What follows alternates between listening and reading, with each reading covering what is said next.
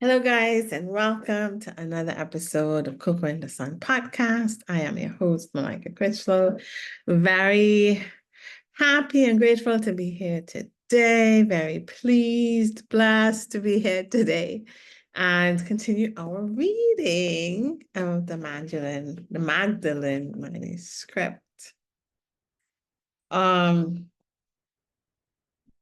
So I don't really have huge insights to share today. I've still continued with the method I mentioned about by Sarah Landon, and that I had put the link for her YouTube video in the previous podcast, the one right before this one. So if you wanted to check out her video on how to connect with your soul for soul guidance, that's the method I'm using. I'm still practicing it. And it's a work in progress, but I do feel like there's connection there. The dreams are also helping a lot. Understanding the dreams. I noticed that sometimes I have like a main kind of dream, like for the whole night, like my major sleep. But like if I get up and fall back to sleep for those few hours, a lot of themes, quick splurts of dreams come true. So I also saw that the Iceland dream interpretation website had a method for remembering your dreams. And one of them was to set an alarm for 30 minutes before you're supposed to wake up, and then one in 30 minutes. And you most likely will remember your dreams between that time. I think that works. I think that's what's kind of happening. It's not 30 minutes though, but like if I get up, say at like 5 a.m., I go back to sleep from 5 a.m. until I really get up, I get a lot of dreams, some of them quick. If it's not quick, it's a very long, detailed, ongoing dream with a lot of information. And it's pertinent to, I find the information to be pertinent to what's going on in my life, or like things I need to better understand to progress. I'm not sure if I am progressing, but it does deal with issues I'm not even fully aware of are issues. But they are. And once I understand what the dream's trying to say, a lot of times I get the understanding of the dream from the dream, but sometimes I do look at that Isling Dream Interpretation Dictionary, and sometimes that helps, but sometimes it's different. It doesn't mean the same thing, because it's like specific to you and how you think. So when that happens, first of all, you have to know like what resonates with you and what doesn't, right? And honor that. So I don't think it's that. Like, what is it trying to say? And then a day or two, or maybe even the same day, I'll get an understanding of it. I've also gotten clearer understandings by asking my soul self through that process with Sarah Landon. So the Sarah Landon process and the dreams are helping answer questions.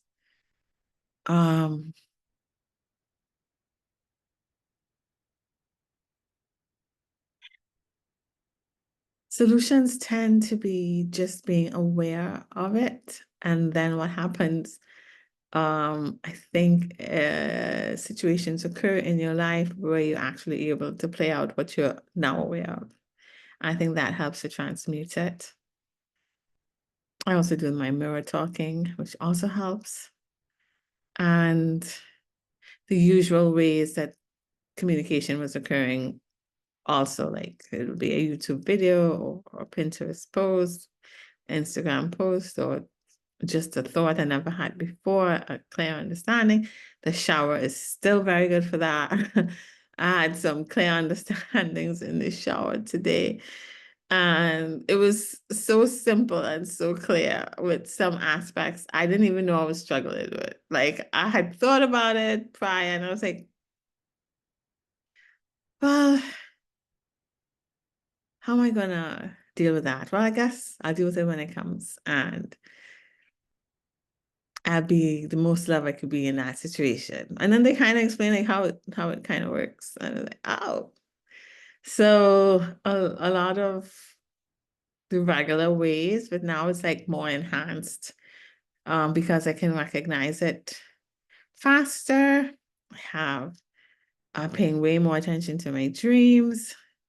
The dreams have been really, though, to me, a major aspect of communication for months now, right? You'll hear me say that dream week time. I've been getting information and understandings. But now it's like even more clear and more not just general things, it's personal things. Like today wasn't really that personal. I got up early today because I was doing something, so I didn't go back to sleep, so I didn't have those dreams, those rapid fire dreams. But the first dream, like the major theme was that the masculine aspect of not just my being, but of, I think, this timeline. I don't really know the timeline thing too clear, but the masculine aspect, that it was clearly made that they are very sad. It's sad. Like it's shown to me the saddest aspect of our duality. I was surprised because I didn't see it that way, you know? So they probably don't have deep thoughts, or, they're action focused. Not just men, but the masculine aspect, even my own masculine aspect, I understood was sad. It was sad. It was sad because it didn't really feel loved, couldn't fully express, didn't feel understood. Um, yeah, it's like it showed me that the saddest aspect of our being, and you could take it from within yourself to an external societal view, is the masculine aspect. So that was eye-opening to me. I think I could understand it before, but I felt it. Like I felt it. It's really sad. So all this aggression and acting out may have to do with, sadness and disconnection. It probably is, right? Probably a psychologist would say that, would know that. But I felt it, so I felt it profoundly. But yeah. But otherwise, like all the other things are mainly personal, and I hope to transmute what they're showing me. But also, I am growing and progressing, and not putting any time limits on it.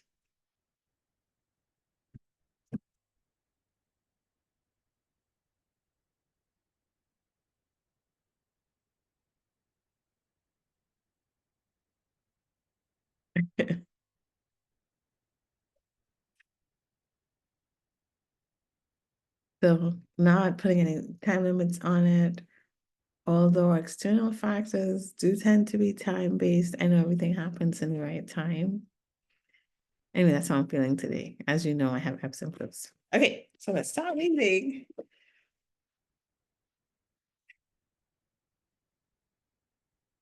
Get my glasses.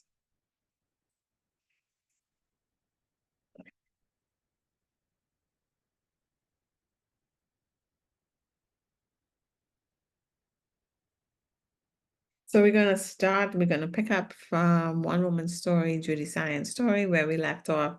She had a really strict childhood, but she still felt connected somehow to esoteric aspects. She had a first marriage to a gay man. She had a good job. She had an assault occur.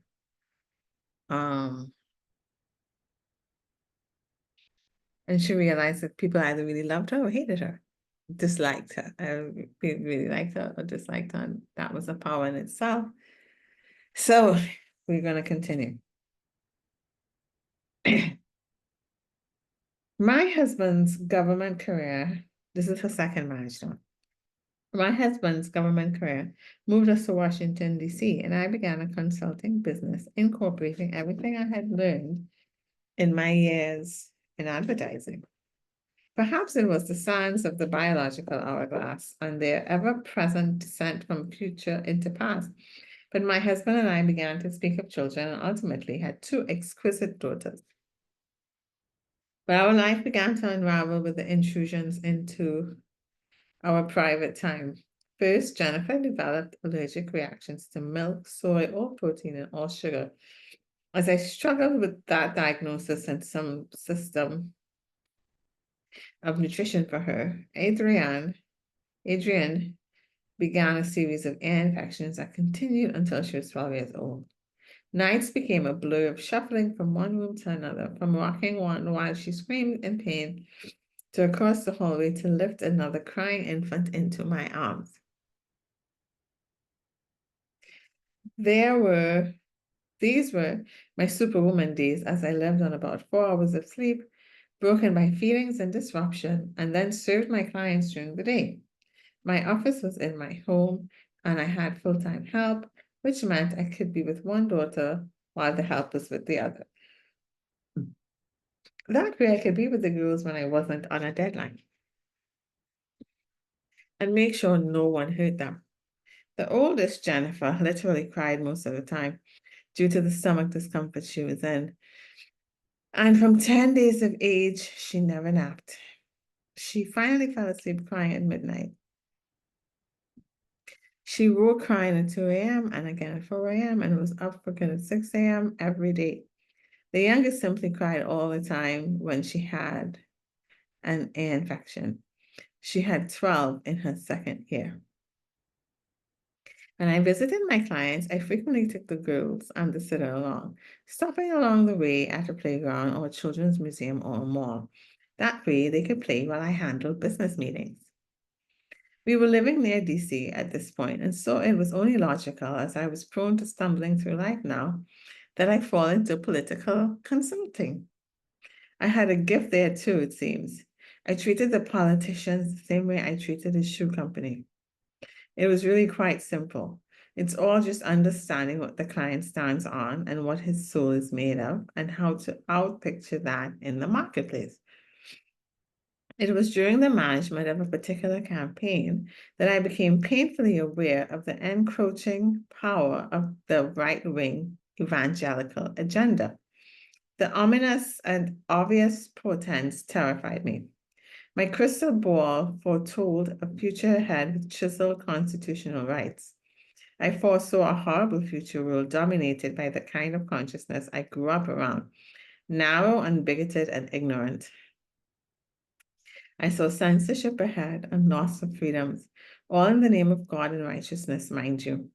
I felt totally helpless in the face of this rider, as I felt in my life in general.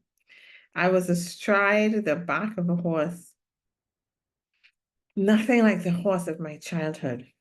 Where this one was headed, I didn't want to go, but I was in observation mode. My action button hadn't been engaged. The more my daughters demanded, the more my husband withdrew. He left for work at about 6 a.m. and returned around 5 p.m.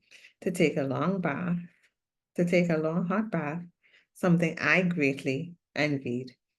Then he either disappeared into the office at home or into the television.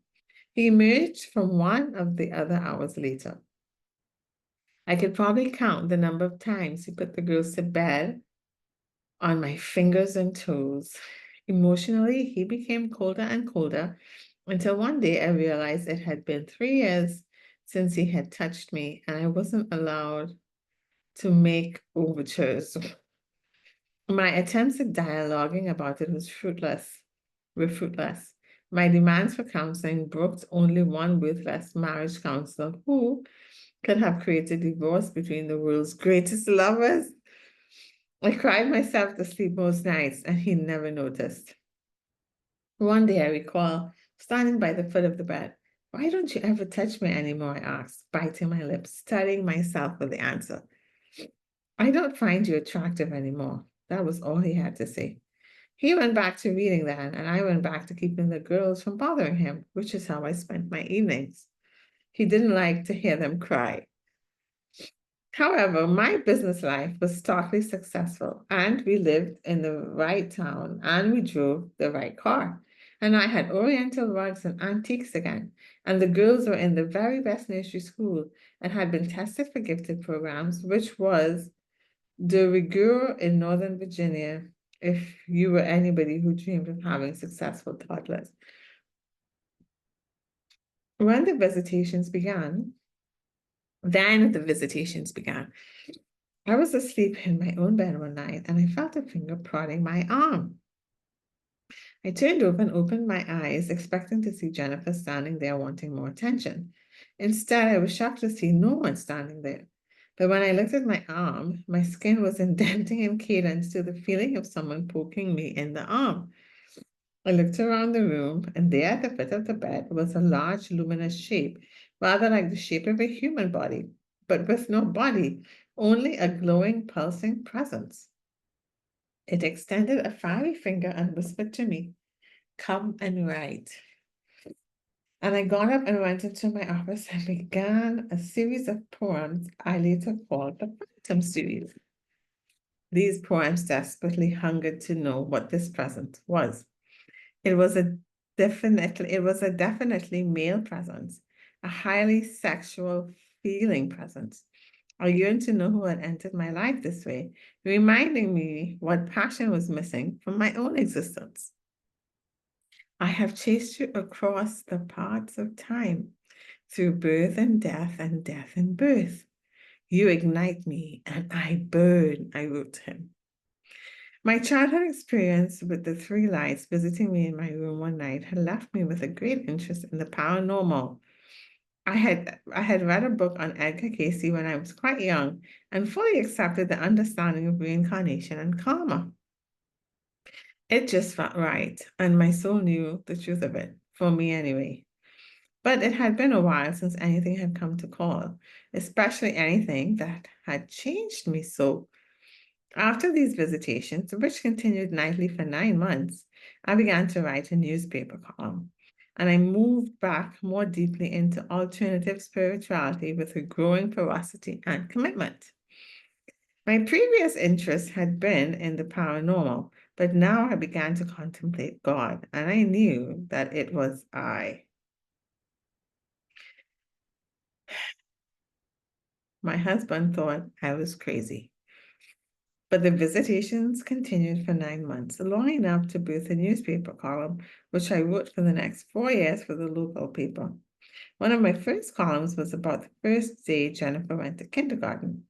It waxed quite poetic about a mother's hope for her child, intending to speak about the hope we have for all children, only using my own experience as metaphor. I remember one line read, "May your toe shoes never hurt." It only appeared to be about Jennifer going to kindergarten, but was much more about childhood and life and loss, all couched in a melange of beautiful language. It spoke to all our hopes and dreams for all our children. And for whatever reason, people hated me for writing it. The editor was a friend, and he understood the power of columnists. He delighted with the controversy I had created and featured the hate mail boldly in print. I mean, how could they hate me for writing a sweet column about my daughter going to kindergarten and all my hopes and dreams for her? I have read and reread the column, and to this day, I can only see it provoking tears, not hatred. Oh gosh. But instead, I opened the paper the week after it appeared, and there were two facing pages of hate letters about my writing. I cried all week. Next week, the paper came out, and there were letters praising my writing.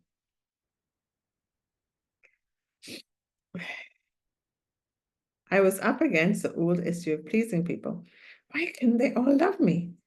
One day I signed a check at the grocery store and the checkout clerk recognized my name and commented on my column, which led the woman behind to say how much she hated me, which led the woman behind to say how much she loved me. I slunk out of the store and went home and cried again. Oh my God, I swear, people are something else. I told myself that if my 5-year-old could grow up and go to school, I could grow up too. Growing up, to me, in this instance, referred to getting over my fears of not being wanted and not being approved of. It was the same old abandonment. Why doesn't anyone love me stuff? And you know what? It was holding me back from being all I could be. I knew that as long as I cared what people thought, I wouldn't be all I could be. I was using all my energy trying to write pleasing things, please my husband, please my children, please my clients. I had no energy left for me. My life is a series of stumbles and cracks. I stumble into something and then I crack and get out. I guess I should have known that a fissure was opening a hole in my marriage large enough for me to fall through. We were traveling different roads and only meeting occasionally when we came upon a crossroads. But I don't give up easily, and I kept trying to make things work or pretend that it didn't matter, that I wasn't happy. One night, we went to dinner with a friend who was in town on business. He always took us out to dinner during his visits, and on this occasion, we were in Georgetown at a French restaurant where the waiters wore roller skates and jumped on stage and did little musical numbers between courses. I had a drink, which was very unusual for me. It only takes one drink to make me happy and very tipsy. Emotionally, I melted, remembering the man I had fallen in love with and married. The man I felt strongly enough about to have children with. And so I leaned over and ran my fingers along his neck, imagining deeply luscious thoughts of sensuality. He never looked around, but he must have mistaken my fingers caressing his neck for an insect because he slapped my hand around behind his neck like you would swipe a fly to shoo it away. I felt like someone had slapped me in my heart. It was, for whatever reason, the last straw, the last intimacy rejection of the hundreds I had suffered with him. I snapped. I stood up, slipped the keys toward him so he would have the car. God knows I didn't deserve the car myself, and walked out the door.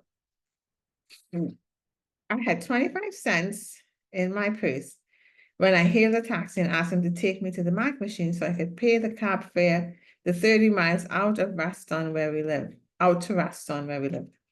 The cab driver was an Iraqi student working on his PhD. We stopped and I picked up a girlfriend along the way. She had a trumpet, and I stopped at the house and picked up my clarinet, and we sat together in the main plaza in town and we played music. She on the trumpet and me on the clarinet. The cab driver was on tabla and vocals. We played and sang the blues on Lake Ann Plaza until sunrise. I sang about lost love. She sang about lost youth. He sang about the horrors of war. Why no one complains, I don't know. I intended to leave the next night, but he talked me into staying a few weeks, saying a mother with 2 small children shouldn't have to go out in the cold. He said if I gave him a few weeks, he'd find a place, but he never left. I found out later that his father had advised him not to leave, fearing, I might say, he deserted and claimed the house. He obviously didn't know me. I walk away from houses and antiques. I don't deserve for anyone to take care of me. I take care of myself. No one loves me. No matter how much I give, or how hard I work, or how much I love, I'm an orphan. And that is the way it will always be. And after all, I am just a woman, and everyone knows we have no value. We cannot be saints or mystics. We are only whores. We can only serve a man that we are necessary for the birth of children is only of temporary importance. And we are about to be replaced biologically by test tubes and petri dishes. I wound up staying almost another 6 months or so after that incident, and I took off my wedding ring and no longer considered myself married. And I began to work earnestly on my spiritual life, of which he wanted no part. I rented a cottage on Chincoteague Island, and I spent 2 weeks alone with no clock and no phones. It was my first adventure into alone time since the backroads of Virginia. I soaked in it. I sponged in it. I sopped it up. I reveled in it. I splashed it on my face and bathed deeply in it, sinking into myself, anointing myself with the space to breathe and think. Well, those were some horrible thoughts she had about being a woman. I don't even like reading it because I don't even like putting that energy out there or through my system. Please, God, please, angels and guides, clear that energy from my being, my space, and my belongings. Please fill me with love for myself. Okay, so anyway, I made friends with a fisherman who saved me the best of his catch of the day, and I lived blissfully on a daily ration of one huge crab, one glass of red wine, and one artichoke. As I walked the Atlantic coast beach of the sister island, Assateague, I had what can only be described as a life-altering experience. I began to dialogue with words without a voice. That lasted 3 full days as I walked the beach during a storm. This teacher who appeared in my head was the most challenging and powerful presence I had ever experienced at that point, and I was both awed and humbled by the power and the presence. These words, without a voice, taught me about the illusion of perfection and about the light spectrum and our creation through it as we fell into matter. I was taught about the physics of consciousness and about the perfection in what might appear to be imperfection.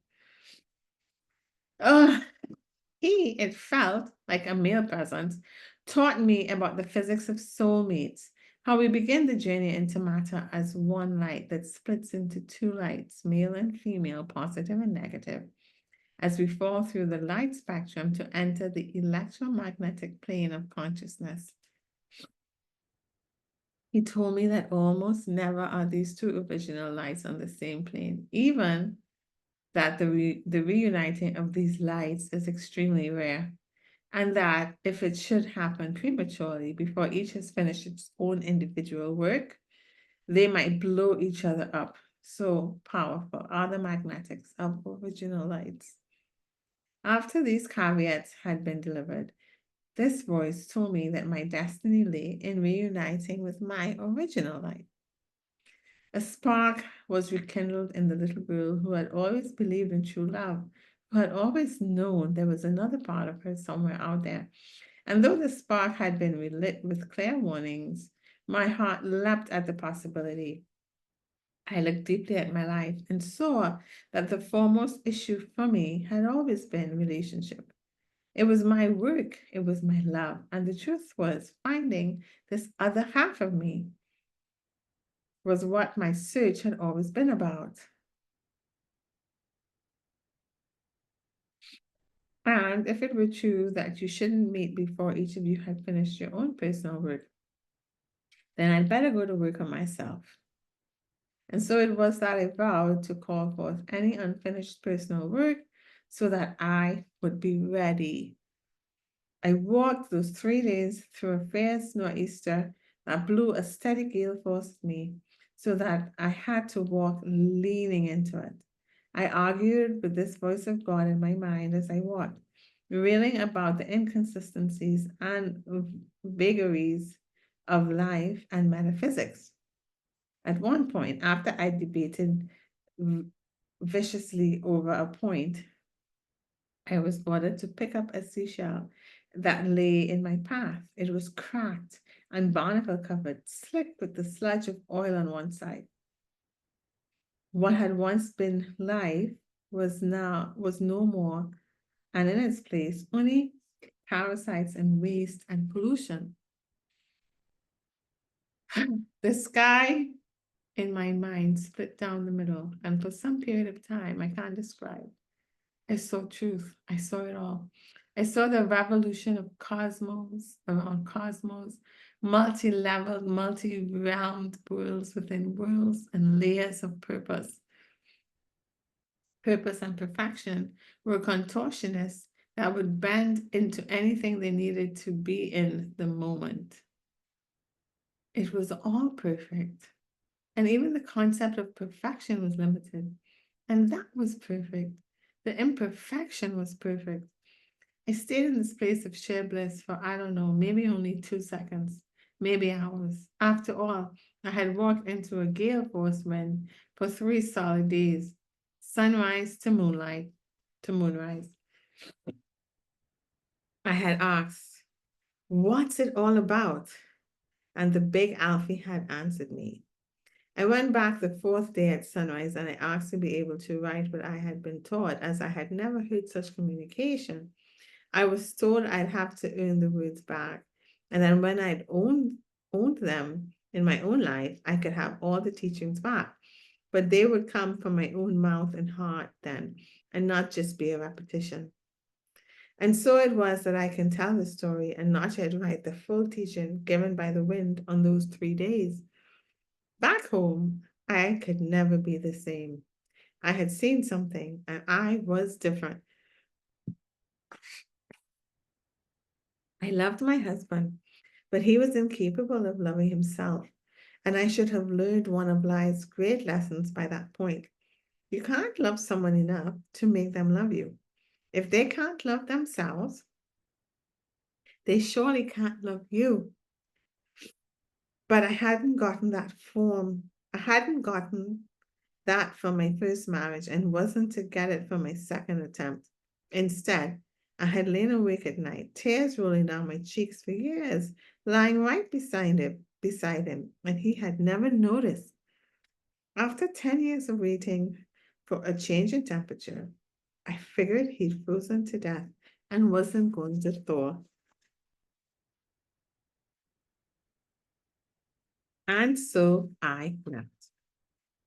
I had reached a point in my growth where survival could not compensate for emotional freedom and truth. I refused to let the girls grow up in an environment that was a lie, perpetuating the myth of mommy daddy based on common agreement to stay together for the sake of the children. If this was my soulmate, he surely didn't see it that way. And I had been called by an island in the northern sky and by a great teacher in the wind. A few months after my Cinco Teague experience, I saw a video that sounded a lot like my teacher in the wind. And so it was that I packed up my daughters, closed my business, bought a van, packed it for a road trip. I was going west to write the teachings of that great master and to work on my unfinished business. And so that I would be ready. There are memories I hold dearly from that cross-country trip with a 6-year-old and an 8-year-old. We camped at night, our modest older Volkswagen wedged between huge converted buses and motor mansions. Linen table cards with silver goblets emerged from a turtle shell, and while our neighbors stuffed themselves into plastic chairs outside their $20,000 motorhomes guzzling beer, we breakfasted on eggs Benedict and served our grilled cheese sandwich with our crust trimmed and drank our tea from silver goblets. I sat in a pool of water beneath Horseshoe Falls in West Virginia the day my briefing was given to the executive branch of the White House, laughing under the pelting warm water. I could have stayed for that briefing for the glory of saying I'd been there, but I chose the waterfall instead. It was July 4th, 1986, and it seemed a more fitting statement to make about freedom to sit in a waterfall rather than to sit in the Oval Office of the Reagan White House. I experienced my first ever migraine in Elk Creek, Kentucky. My head was pounding and I thought I'd better stop driving. It was early afternoon. The page I'm on is 222. I love that number. It was early afternoon when we pulled into the Elk Creek campground. I picked a campsite as the blinding pain sent me driving underneath covers for darkness. Next door to our camping site, Elsa permanently camped every summer. She strung Christmas tree lights and had fake grass laid out the entire breadth of her space. Her wooden sign announced her encampment to the constant stream of family and guests. As I passed out from pain, I held a vague memory of seeing Jenny and Adrian wander over and enter Elsa's picket fence where she held court on a lawn chair, picking beans, a little chihuahua by her side. I awoke hours later, electrically rewired as I was to be for years from these headaches that always took me down for what seemed like days. I was horrified. How long had I slept? Where were the girls? I had no intention of letting them out of my sight on this trip, having heard of so many horror stories of children disappearing on their way to the bathroom at a campground. I pulled back the curtain on the van window and allowed the waning light of dusk to penetrate my optic nerve, only wincing slightly. There were the girls picking beans with Elsa next door. God, I thought, what on earth will she think of me? I had been gone for however long, asleep in a van while my children roamed around. She was an older woman, and I had learned to be frightened of them, having been raised by one. I stumbled my way to the door and over through the little gate beneath the Elsa's Place at Elk Creek sign. The girls greeted me excitedly and begged to show me the trick Elsa's chihuahua could do. Elsa agreed, and they dispatched the little dog to fetch a drink. The little snippet of short white hair raced into the camping trailer and dragged out a can of beer. Ferociously, he growled in menace and dragged the can back and forth across the fake grass, slamming it into the lawn chairs, clawing and scratching at its pop top until it began to leak beer. Gleefully, he then lay back, pulling the can over him, catching every drop as gravity drew the liquid down his throat. That's crazy.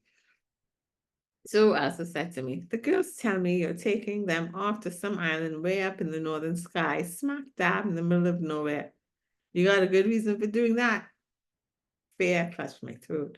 Was she going to judge me for this? Was I going to buckle under the scrutinization? Could I think of some lie to justify this action on my part? No, I heard myself say. I don't have a good reason for doing this. I just want to. God, Elsa sighed. I never saw happiness come from doing anything for a good reason. I knew then we were on a magical journey of spirit, not mine.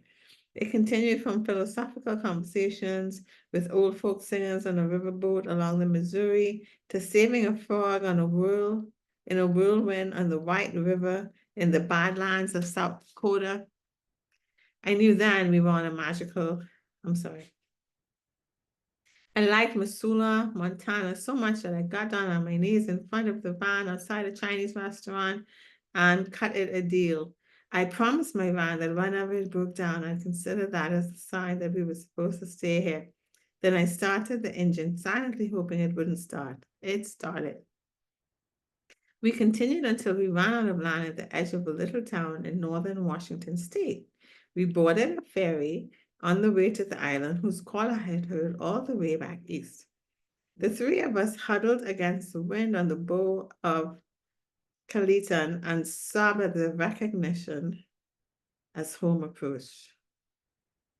Here my heart sang. Here my soul breathed with joy and recognized divinity.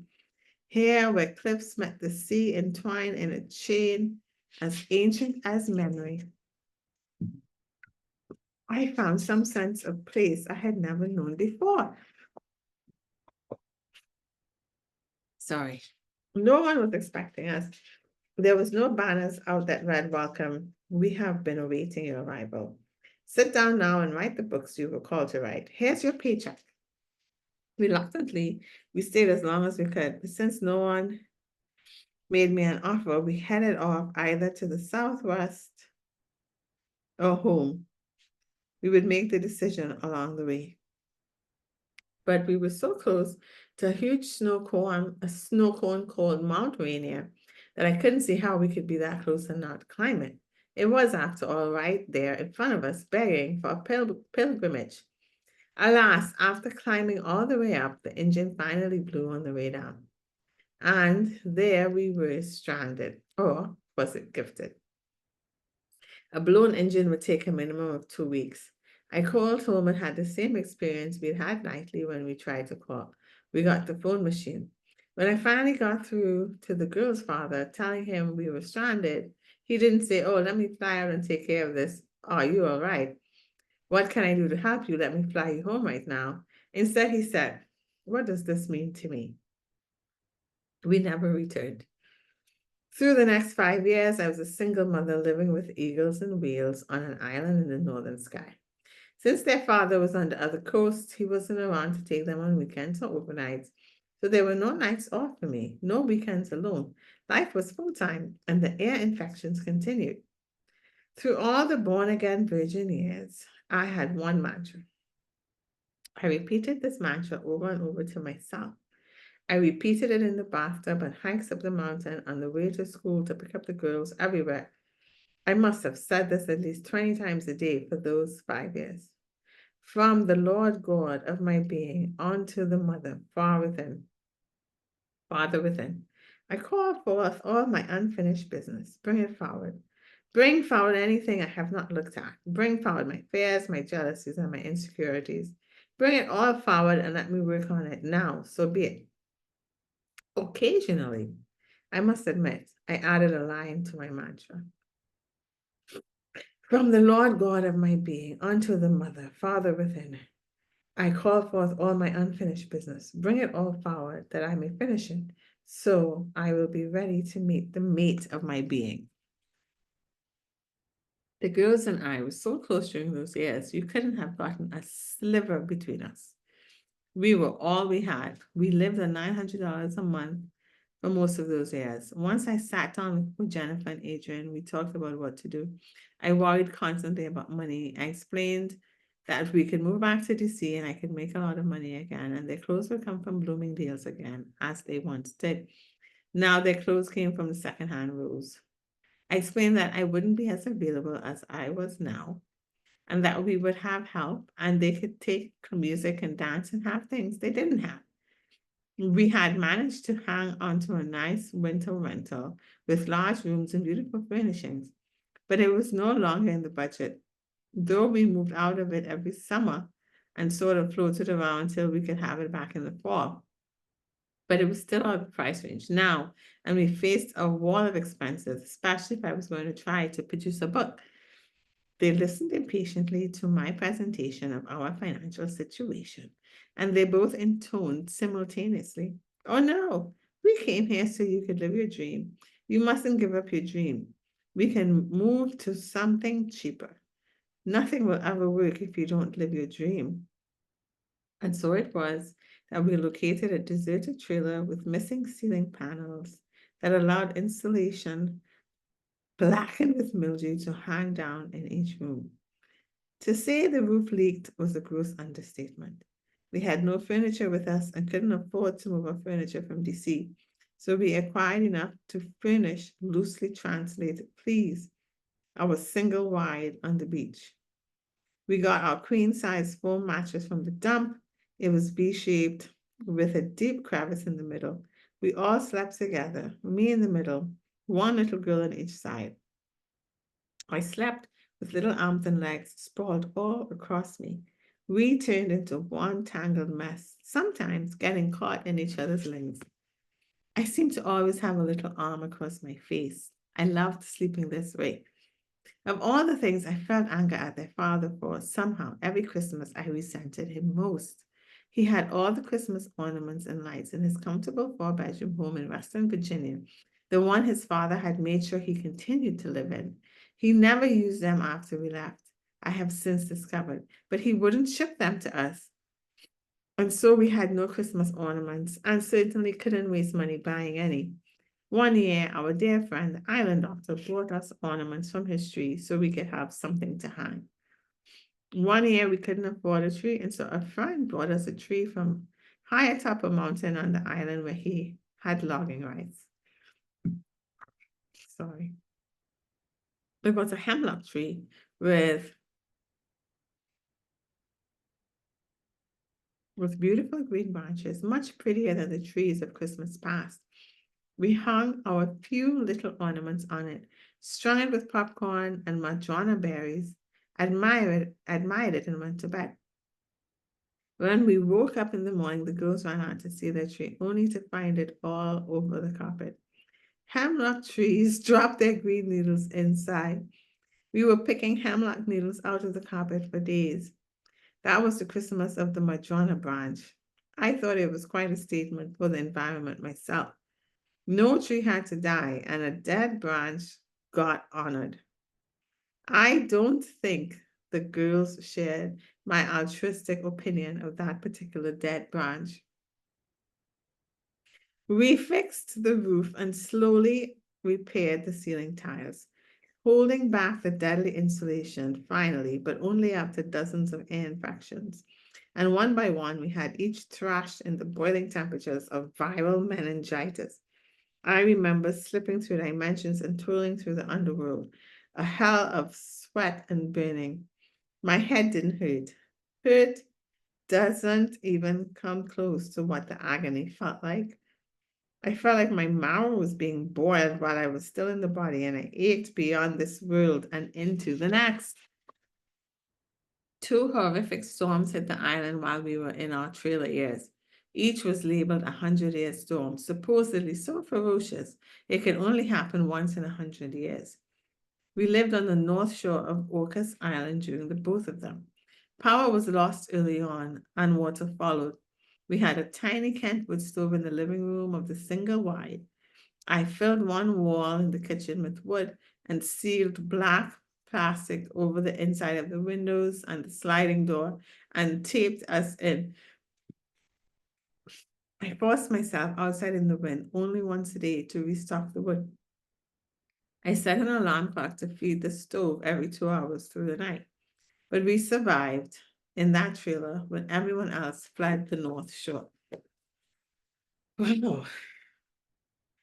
Two other single mothers deserted their huge homes in the below freezing cold, and we laid mattresses across the whole living room floor, and 3 mothers and 6 children held together through the storm in an 8x8 area. We cooked soup and noodles for days on that tiny stove. We thawed snow for water on the same stove and boiled our potatoes and noodles. I will always hold a special fondness for Kent stoves. It's not only kept us alive, it kept us warm and fed us. Adrian celebrated her 8th birthday toward the end of the worst, and we managed to drive into town to the grocery store. The power was still off, and the store couldn't even open its doors without electricity. They pried them open and forced them partially separated so the islanders could buy what few things were left on the shelves. There was one box of Duncan Hines white cake mix, and we took it home. We opened that box and passed it among ourselves with a shared utensils, spooning big bites of dry cake mix while we sang happy birthday. It is to this day the best birthday party I've ever been to. 3 women and 6 children survived that storm at the point on the island where the brunt hit, better than 90-mile-an-hour winds raging down from Alaska and below 0 temperatures, and we stayed warm and well fed with no help from a man. Somewhere, somehow, in the midst of the struggle to survive with little income, I did manage to do what I went there to do. I edited and produced 3 books based on the material I believed to have come from the great teacher in the wind. A consummate accomplishment for a single mother living on $900 a month. Eventually, I acquired the rights back of the first 2 self-published. And self-published the last one, and even got it on the New Age bestseller list. Adrienne still says this is the time period she remembers when she thinks about my power, those trailer years when we found out that nothing could stop us. One of these books was on the subject of male tyrants, though I did not think I had ever experienced one at the time. One was on manifestation, and one was on super consciousness. I wish I had known I draw into my life when I edit. I would never have done that book on male tyrants. But it wears on you, you know, the aloneness with so much responsibility. The school was dreadfully inferior, and I worried about the girls' education. I could offer them nothing beyond the most basic requirements of life. And though I had become a magician in the secondhand store, wait, let me read it over. I could offer them nothing beyond the basic requirements of life, though I had become a magician in a secondhand store. Deep in my heart, I was still lonely. I began to lecture about the third book specifically because it addressed a subject I thought to be sadly in need of understanding. Many people I knew held deep respect to the point of abject reverence and subjugation for whatever presented itself within the framework of what we consider deity. Send a voice and call it God or Jesus or Mary or even known or any known master, and people bow in reverence.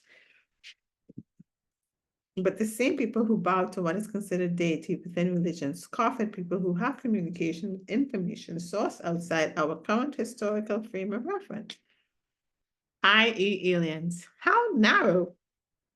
I decided it was my task to bridge this chasm between spirituality and what is considered alien consciousness, and began to speak on this subject.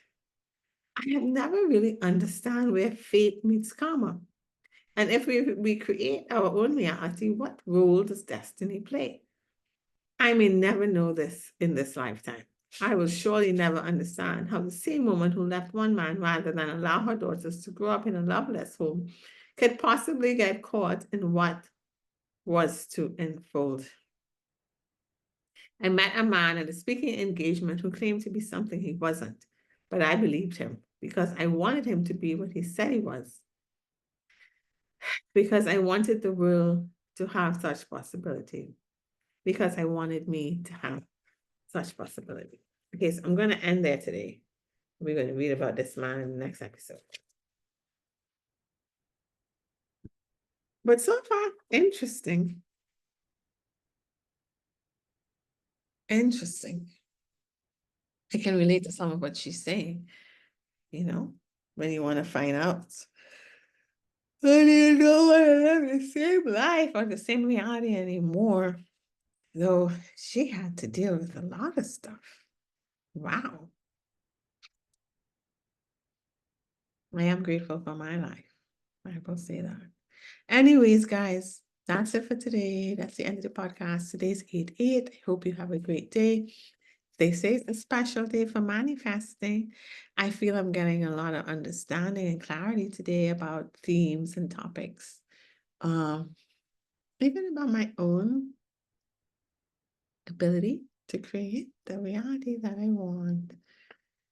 And the reality that I want to create for contribute to creating for the earth and the beings of earth. Which is for every being to live its full potential through love and not define what that looks like, and allow it to be fluid and flow in the best, most beautiful, loving way. That came today. I mean that for myself and all beings of earth. So I don't know what you guys think about 8/8, but it does feel really I didn't play into all of the videos they have about it because I don't want anybody to define it for me. I kind of wanted to explore it on my own and see, because the other 8/8 times that I saw it, like last year, the year before, I kind of played into what the people were saying, and I was like, oh, it's this, oh, it's that. I'm gonna wish for this and stuff like that. I wanted to reveal itself to me and see what it brought. And so far, it's been quite beautiful, really subtle, but clear, gentle understandings, you know.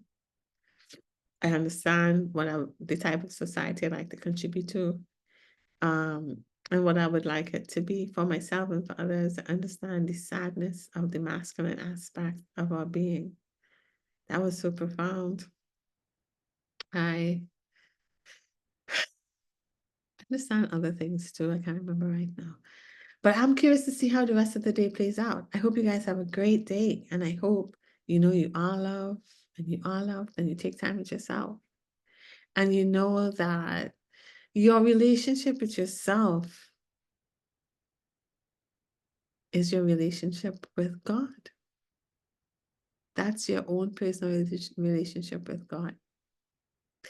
Then all the the downloads and the understanding start coming in, your communication, because you feel more loving with your guides, or your ancestors, or your angels, or your divine self, whatever you think it is. All of that stems from your relationship with yourself, which is self-love. You start that by honoring your feelings and doing things that bring you joy. And things that don't bring you joy, if you can get away from it, remove yourself from it, do so. Sometimes we can't, so we have to find ways to cope until we can. You will know, you will be guided in your own way. What's best for you. But I hope your journey is a beautiful one. So have a great day. Maybe we'll do one more this week. I don't know. Last week we did 3, but this week it looks like it's just going to be 2 guys. I don't know. Well, have a great day. Bye.